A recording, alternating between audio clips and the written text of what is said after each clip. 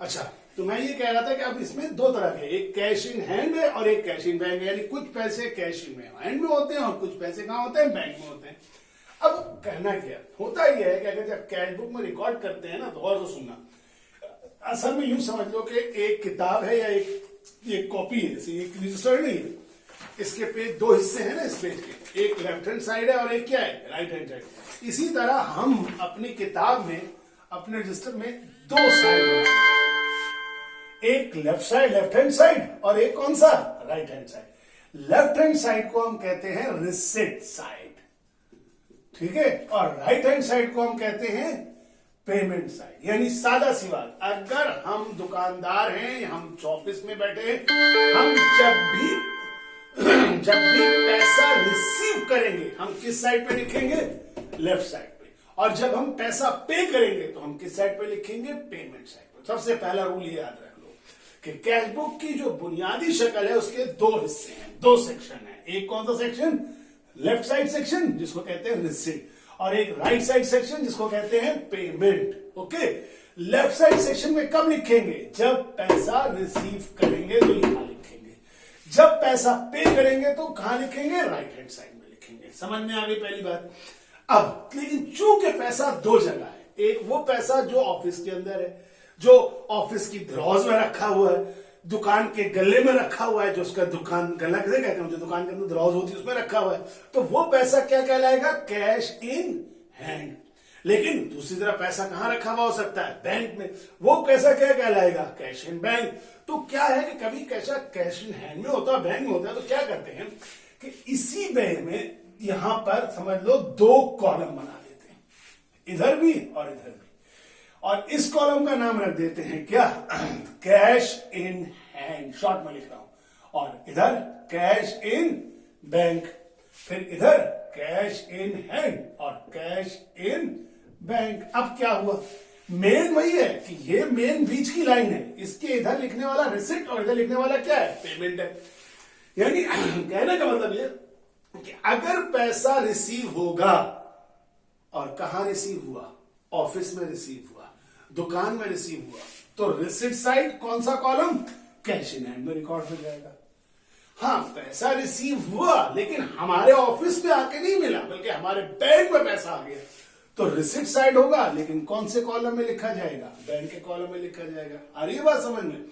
इसी तरह अगर हम किसी को पैसा दे रहे हैं और वो ऑफिस या दुकान की ड्रॉज खोला, उसमें से पैसा निकाला और दे दिया, तो पेमेंट हमने कहां से की, जो पैसा कैश इन हैंड में था, तो पेमेंट साइड में, लेकिन किस कॉलम में लिखा जाएगा, कैश इन हैंड। मगर अब अगर हम किसी को अदायगी कर रहे हैं और उसको अदायगी करते हुए हम चेक काट के देते हैं, तो चेक काट के देंगे तो पैसा हमारी दुकान का कम नहीं होगा, हमारा ही पैसा कम होगा, लेकिन कौन सा पैसा कम होगा, जो हमने बैंक में रखा हुआ था।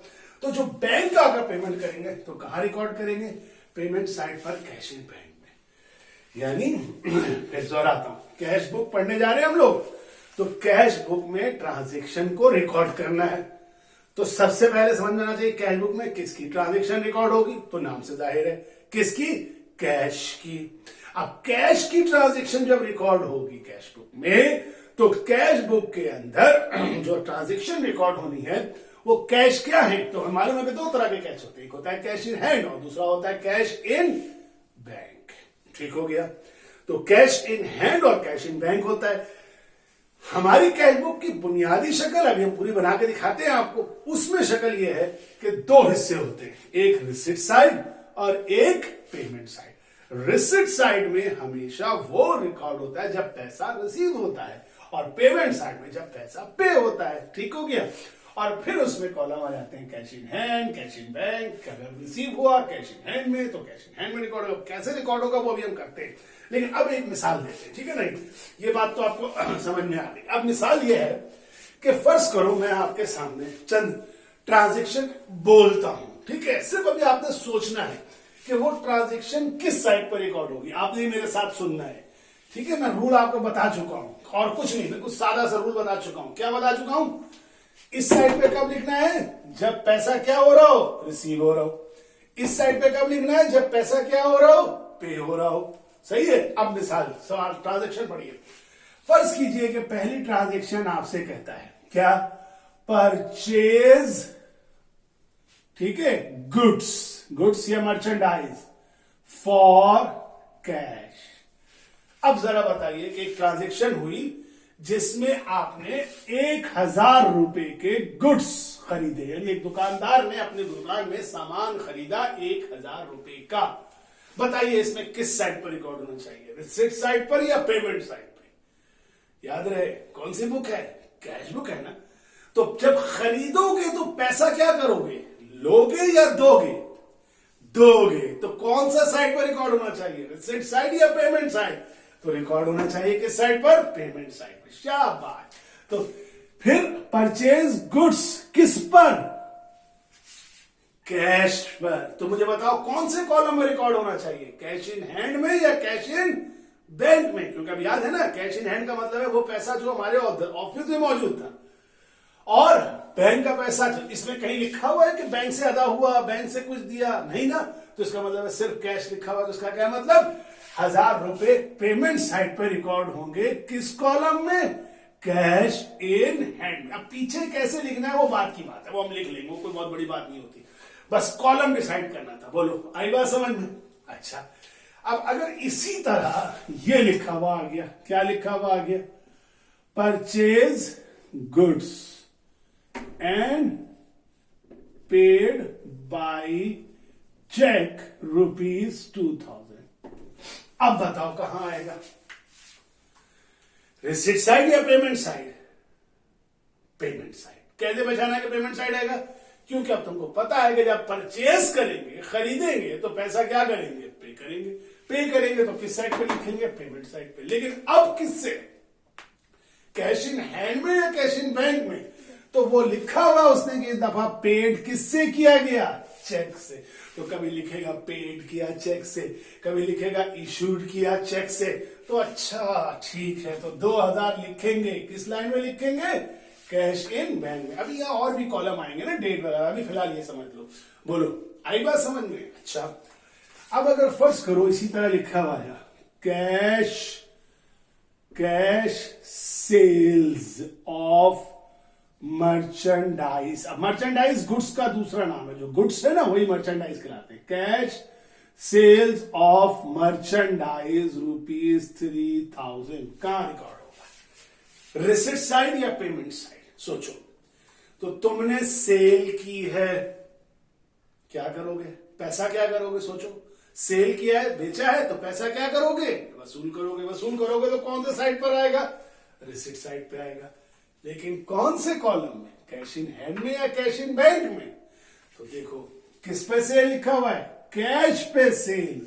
तो इसका मतलब है कौन सा कॉलम आना चाहिए, कैश इन हैंड। तो कैश इन हैंड में शाबाश, कितना लिख दोगे, 3000। ठीक है। अच्छा, अब यहां पे यूं लिखा हुआ है, कैश सेल्स, ठीक है, received cheque and deposited into bank. अब बताओ जरा मुझे क्या हुआ कि बेचा सामान, सेल्स किया, और उस आदमी से क्या वसूल किया, चेक वसूल किया। और चेक जो वसूल किया उसको हमने क्या कर दिया, डिपॉजिट कर दिया। तो बोलो अब क्या होना चाहिए, मेरा ख्याल है बच्चों को फौरन समझ में आ गया होगा कि रिसिप्ट साइड तो होगा। हाँ मैंने अमाउंट लिखी, चलो इसमें अमाउंट भी लिख देते हैं, 4000 रुपए। तो रिसिप्ट साइड पे तो होगा, लेकिन कौन से कॉलम में होगा, इस दफा कॉलम होगा कौन सा, कैश इन बैंक। अच्छा, अब इन दोनों में कैसे फैसला किया तुमने, जरा गौर से देखना। इसमें कैश सेल था, इसमें भी कैश सेल था, लेकिन इसको तुमने हैंड में लिखा, इसको बैंक में लिखा। कौन सी ऐसी लाइन थी जिससे तुमने फैसला किया कि ये बैंक में आएगा और ये कैश में आएगा, सोचो जरा। शाबाश, सही बोला। क्या इसमें एक तो लफ्ज आ गया कौन सा, चेक, और दूसरा एक लफ्ज आ गया क्या, डिपॉजिटेड इनटू बैंक। कितना टाइम हो गया, तो जब भी डिपॉजिटेड इनटू बैंक अगर आ गया तो समझ लो कि वो पता चल जाएगा कि कैश जो है बैंक में डिपॉजिट हुआ है। ठीक है, बिल्कुल सही समझा। लेकिन अब अगर आप समझिए एक और बात, अगर फर्ज करो एक लाइन ये लिखी हुई आ जाए, क्या, कैश सेल्स फिर क्या लिखा हुआ आया, रिसीव चेक ₹3,500। इसको कहां लिखोगे? कैश सेल किया, मर्चेंडाइज सेल की, गुड्स सेल किया, बेचा, और चेक भी रिसीव किया। पैसे बताओ, पहले बताओ, रिसिट साइड या पेमेंट साइड, कौन सा साइड? तो ये तो तय है कि रिसिट साइड होगा, लेकिन बैंक में आएगा या कैश में आएगा? क्योंकि वहां भी चेक था, यहां भी चेक है। तो अब सुन लो गौर से, चेक रिसीव मैंने कर लिया, यानी एक आदमी आया मेरी दुकान पर, उसको मैंने ये चीज भेज दी, ठीक है, और उसने मुझे क्या दे दिया? चेक दे दिया। इसमें यह हुआ कि मैंने चेक लिया, या तो खुद जाकर या अपने बच्चे को भेजकर चेक डिपॉजिट करवा दिया। इसमें अभी क्या है, कहीं जिक्र है कि मैं चेक डिपॉजिट हुआ? नहीं जिक्र है। इसका मतलब है हुआ क्या कि चेक ले लिया, लेकिन या तो टाइम गुजर चुका था, बैंक बंद हो चुके थे, या मैंने बोला चलो आज नहीं कल चला जाऊंगा, और मैंने चेक को किसके दराज में रख दिया? जो ऑफिस का दराज था उसमें रख दिया। तो ऑफिस के दराज में जो पैसे होते हैं उसको क्या नाम देते हैं? Cash in hand. तो इसलिए इसमें भी चेक है, इसमें भी चेक है, लेकिन ये वाला चूंकि चेक डिपॉजिट हो गया था तो इसको तो कहां लिख दिया? बैंक में। मगर ये वाला जो चेक है ना, इसको बैंक में नहीं लिखेंगे, इसको अभी कहां लिखेंगे? कैश इन हैंड में। बोलो, आई बात समझ में? यानी अगर हम बेचने के बाद कैश वसूल करें या चेक वसूल करें, और अगर वो डिपॉजिट हो जाए तो उसको फिर बैंक में लिख देना। लेकिन अगर, अच्छा मिसाल के तौर पर इस बात को समझो, ये वाला था कैश सेल, इसमें 3,000 फौरन तुमने कहां लिखा था? कैश इन हैंड में लिखा था ना।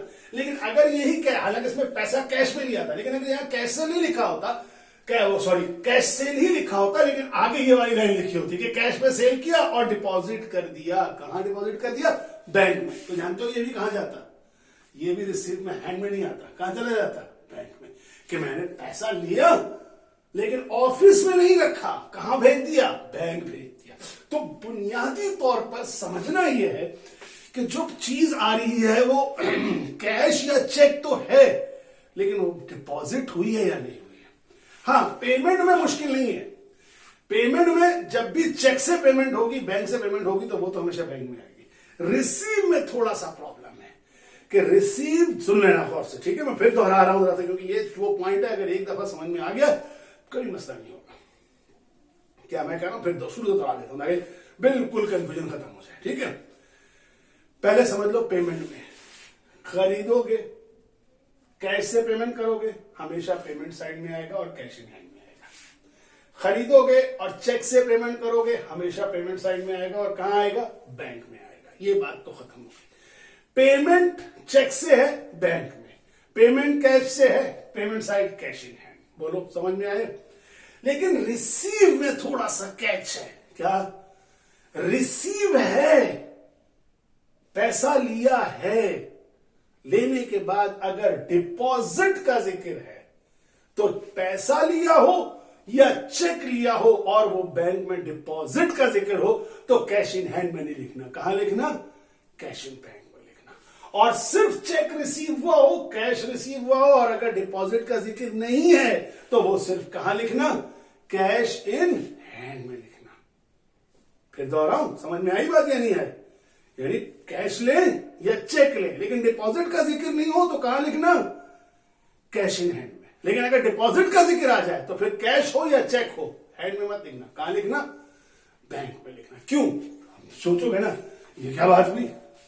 देखो, बात ये है कि जब हम पेमेंट करते हैं ना चेक से, तो सोचो मैं अभी तुमको पेमेंट करता हूं, मैं चेक काट के देता हूं, मेरे जेब में फर्ज करो 10,000 रुपए पड़े हुए, लेकिन मैं 10,000 का चेक काट के तुम्हें दे दूंगा। बताओ, मेरे जेब के चेक में, चेक देने के बाद मेरे जेब के 10,000 रुपए कैश कम होगा? नहीं ना। आप कहां से पैसे लेंगे जाके? आप पैसे लेंगे बैंक से। तो मेरी जेब में जो पैसा था वो पैसा क्या रहा? वही रहा। लेकिन अगर आप मुझे पेमेंट चेक में करते हैं तो मेरे, आप इसको उल्टा कर लेते हैं कि आप मुझे 10,000 का चेक देते तो मैंने उसको जेब में डाल लिया, बैंक नहीं भेजा, तो सोचो मेरे पास पैसा बढ़ा या नहीं बढ़ा? कि 10,000 कैश था और 10,000 का एक और क्या आ गया? चेक आ गया। तो कैश इन हैंड का मतलब सिर्फ कायदे आजम की शक्ल वाले नोट नहीं है, बल्कि मौजूद है इसमें क्या, चेक भी। ठीक है, तो अब मैं इसको पूरा करते हैं। और ये अभी थोड़ा सा शेकी हो रहा है ना, तो कुछ परेशान मत हो, जब सवालात करोगे तो वैसे वैसे आसान होगा। मैंने कहा था तुम लोगों से कि मेरे नोट्स से उतार लेना, ठीक है, तो वो नोट्स वहां से डाउट आउट कर लेना। ये लेक्चर 2 पार्ट में हो गया है, तो इस दोनों पार्ट को मैं अपलोड कर दूंगा। तुम लोगों ने करना सिर्फ इतना सा है कि नोट्स, स्टडी नोट्स ले आना, और उसका क्वेश्चन नंबर 1 मैं अभी करवाऊंगा। ठीक है, तो उसमें से और सारी चीजें क्लियर होंगी। That's all. सेकंड क्वेश्चन करते हैं। Thank you very much. Allah Hafiz.